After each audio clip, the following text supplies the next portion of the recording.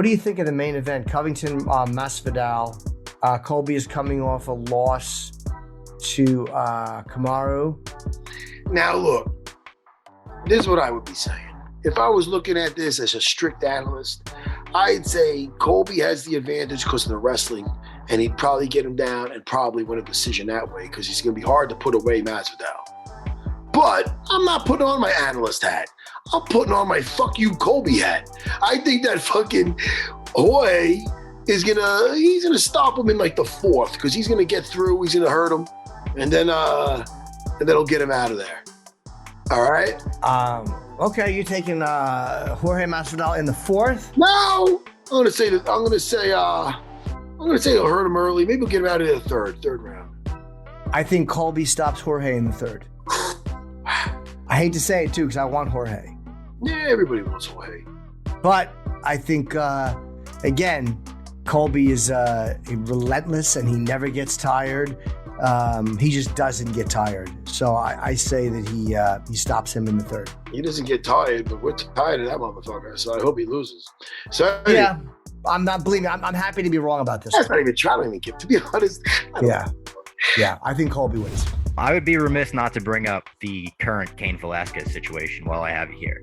It's absolutely crazy. Some of the craziest headlines that I've ever seen come out of the MMA world. I'm sure you've been asked about it already, but any thoughts on this outrageous scenario? I obviously feel sorry for him and his family. It's a horrible thing. I don't know enough details to speak on it, but from what I've heard, we all say we do it. If that ever happened to us, Cain did it. Absolutely. I don't really know the answer. Who do you think has more to lose in this fight?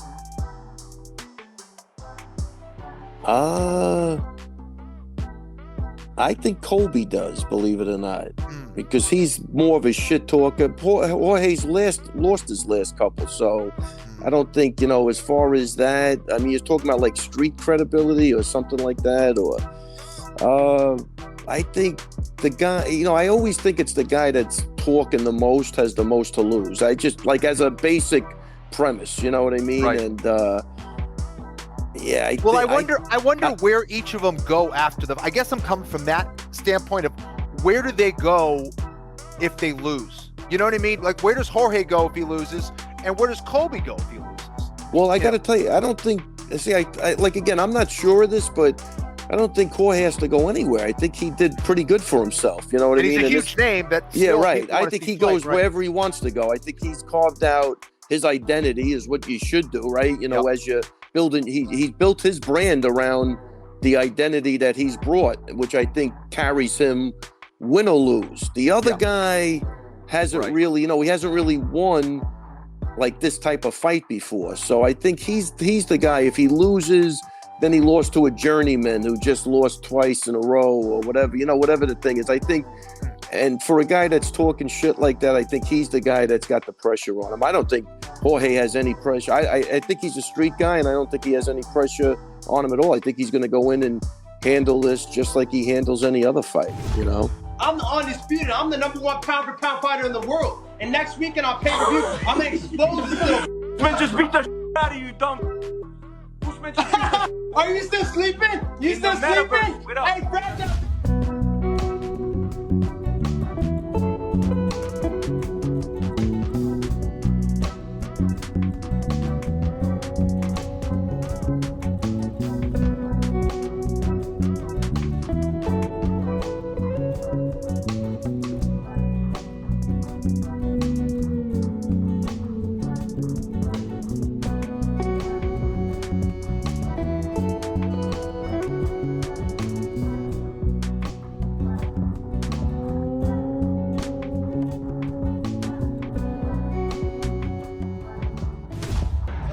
All right, guys, I've been telling you for a while, Khamzat Chimaev can't get into the U.S. It's some kind of a visa issue. I don't know what's going on, but these rumors are true. Now, I ran into a guy that says he's got some info on this. So you're saying Khamzat can get here? I think so. He can get here to Las Vegas? Yeah, I think so. What do you think? Can we see Khamzat? Can Khamzat Chimaev get to Las Vegas? I mean, you, brother, it's smashed everybody. Where's the guys? Yeah, I don't know. It's one of those things. We'll never know. Look, Chimaev stepping up in the big dogs. It's going to be a big time fight. Look, this fight hits the ground though. I don't care how good his wrestling is. I've seen Gilbert against guys way bigger than him and just dominate and just control and do things on the ground. But now keep this thing on the feet. Yeah, there you go. Gilbert's got speed on the hands. We saw that when he fought Usman. He rocked Usman. He's got some power. And he's got fast hands. But he's not. But I'm telling you, I've watched. Again, Chimaev before he was ever in the UFC. Dude, the guy in the stand-up, he's got hands. This is where people are, they're like, oh yeah, we haven't seen bullshit. Yeah. He's good in the stand-up. He is slick in the stand-up. He throws straight shots, and he's got power. So in the stand-up, I will agree with you. If it hits the ground and Gilbert's in the top position, Chimaev's got problems. If Chimaev is in the top position, he's got to be careful, but he's going to be okay. Mm-hmm. Yeah. On the feet, I'm telling you, Chimaev is a freaking monster. The dude is good. Yeah, I just don't. My concern is I don't know if Gilbert has the wrestling to get him down. I don't know. That's one thing. Now, how would he get him down then? He'll push him to the fence, try to get him to a single leg, maybe drop down on an ankle, but then you got to deal with the reach, like the length of him, because in that position, right, that we've seen in the past, when you go for ankle locks, you go for any of those type of positions, the person on top is free reign just to unload shots. Oh, yeah. A la, Frank Mir, Ian Freeman.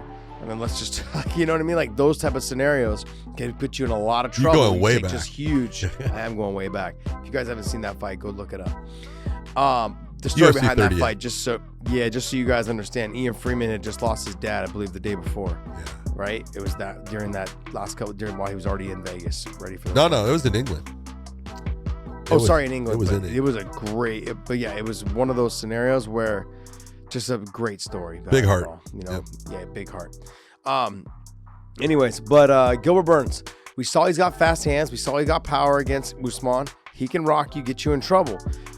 He's got to be on top. I agree, but I think he's not in a lot of damage. He's not in a lot of trouble on bottom unless he's like fishing for legs or he puts himself in a position to be, hit from that position. So he also can't hang out on the single leg or the double leg against the fence down low because of the elbows to the head. The size of Chimaev, the height of him, and all those things are going to play a factor in raining down those elbows to the side of his head and getting him out of there. Yep. And Gilbert Burns hasn't fought since the title fight, right? Am I correct? No, he fought Stephen Thompson. That's right. Okay. So he's fought Steven off that, totally different style of totally different contrast style though in this scenario. Yeah. You're leaning towards Chimaev? Yeah. I am. Sorry. You're feeding into the hype, John. I'm not feeding it up. Hold on. I've watched this guy since he's had about 3 fights. Hype monster. Not a hype monster. One of those guys. There's certain guys. You're falling into the UFC propaganda. No, I'm not. I gotta give you a hard time. I think he's good. I just want to see more of him though before I'm on the Chimaev bandwagon, you guys, ladies and gentlemen. I'm on this bandwagon. There you go. Okay, but I gotta believe in it. I gotta see a little bit more against. Give me your hand, Josh. I'll pull you up. Give me your hand. Okay, I'm up. I'm only about halfway though. My feet are still dangling. Like when I'm on the toilet. That's because I'm holding on, dude.